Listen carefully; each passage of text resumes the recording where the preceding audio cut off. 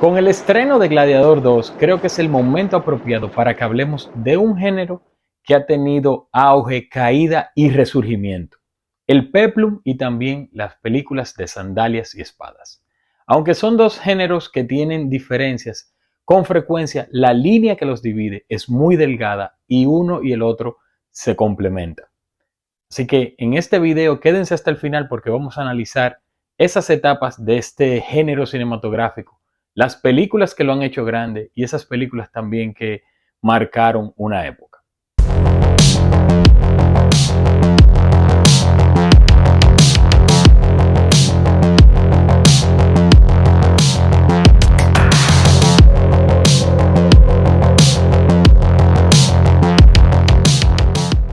Antes de entrar en detalles con este video de hoy, recuerden suscribirse a nuestro canal, activar las notificaciones y compartir para que la comunidad de Cinema Forum siga creciendo. El género peplum o el término peplum se comenzó a utilizar en los años 50, acuñado en Francia principalmente para referirse en cierto modo de manera despectiva a esas grandes producciones italianas de la época que hacían referencia a la época de los romanos, griegos y egipcios. Peplum, de un vocablo griego que viene del peplos, que es la ropa, la vestimenta, sobre todo esa túnica corta que utilizaban las mujeres de la época, fue el género, la palabra que dio origen a este término. Luego se volvió un poco más anglosajón cuando se le refirió a estas películas, ya a otras producciones que tenían estos elementos, como películas de sandalias y espadas. En los 50 y 60, como dije, el cine italiano fue el precursor.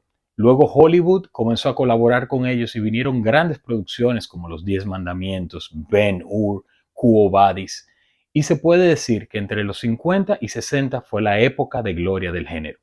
Luego vendría una caída, una sequía, y en los años 80 tendríamos películas más de sandalias y espadas que peplum. Por ejemplo, La Furia de Titanes, Jason los Argonautas, posteriormente Conan el Bárbaro, pero vendría una verdadera sequía y no es hasta el año 2000 con Gladiador de Ridley Scott que este género vuelve a resurgir y se pone en la palestra. Antes de eso, estas películas hay que decir que Ben-Hur marcó un hito en esa época con una película que ganó 11 Oscars de William Wyler y protagonizada por Charlton Heston. No sería sino hasta Titanic y posteriormente El Señor de los Anillos, El Retorno del Rey, que tendríamos una película que se llevaría 11 premios Oscar.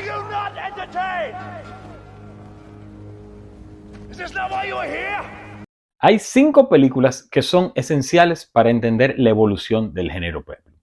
La primera, del año 1914, Caviria, de Giovanni Pastrone, una megaproducción italiana que sería el estándar de la época.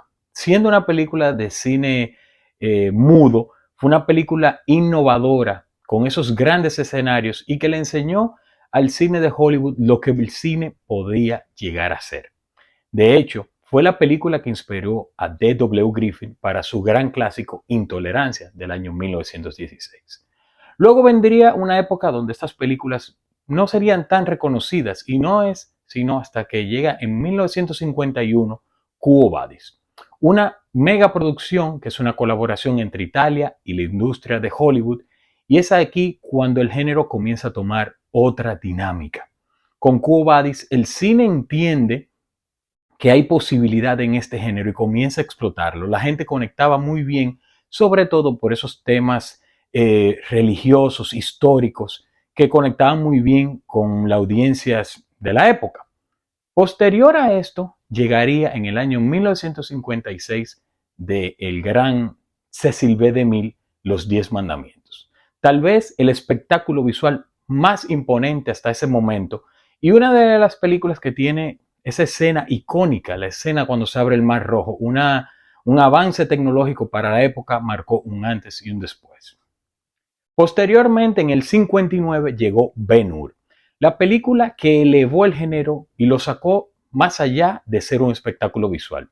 11 premios Oscar, William Wyler a la cabeza, y la película demostró que este género tenía muchísimo potencial. En el lugar número 5 yo pongo a Espartaco, del año 1960 de Stanley Kubrick, una película que la escribió Dalton Trumbo, que estaba en la lista negra de los guionistas de Hollywood en ese momento, y se convirtió en un grito político. Una película que no solo enseñaba este género peplum y de sandalias y espadas, sino que también hablaba de la esclavitud, de la opresión y de cómo el hombre se liberaba. Es decir, una película icónica para el género y también un hito dentro del cine mundial. Hay algunas características importantes del peplum y las películas de espadas y sandalias. Y el enfoque narrativo tal vez es lo primero. En las películas del género peplum suelen caracterizarse por historias más ambientadas en el mundo antiguo como Grecia, Roma, Egipto. Y esas historias pueden basarse en mitología, religión, incluso en eventos históricos o épicas heroicas bíblicas. Ejemplos clásicos están, como ya he dicho, Ben-Hur, Espartaco, Quo Vadis. Y también hay que decir que en el contexto histórico el término peplum fue más asociado con el cine italiano que con esas grandes superproducciones de Hollywood. Mientras que en las películas de espadas y sandalias, más amplio que el peplum, porque en este género se incluye también películas épicas de fantasías y aventuras que no necesariamente están vinculadas al mundo clásico y a la historia. En estas películas también tenemos producciones que son más fantásticas como Conan el Bárbaro, Furia de Titanes, que hay dos versiones, la de 1981 y de la del año 2000, e incluso hay que incluir en este término a Gladiador, ambas, la película del año 2000 y también la película que se estrena en este 2024. El cine peplum y el cine de sandalias y espadas fue más que un espectáculo visual. Fue un género que ayudó al cine a demostrarle a los grandes productores que el público estaba dispuesto a ver esas historias masivas, épicas, y que estaba dispuesto a enfrentarse y a conocer personajes muy complejos. Pavimentó el camino para las grandes producciones que tenemos hoy en día y sobre todo que en ese año 2000 con Gladiador se marcara un antes y un después. Si bien los 50 y los 60 fueron la época de esplendor y Ben-Hur es un clásico que no se puede tocar, es decir, un clásico que marcó un antes y un después, fue Ridley Scott en el 2000 que elevó el género a otro nivel. Así que ya saben, busquen estas películas y díganme en los comentarios cuáles son sus favoritas del género. Los espero en un próximo video de Cinema Forum.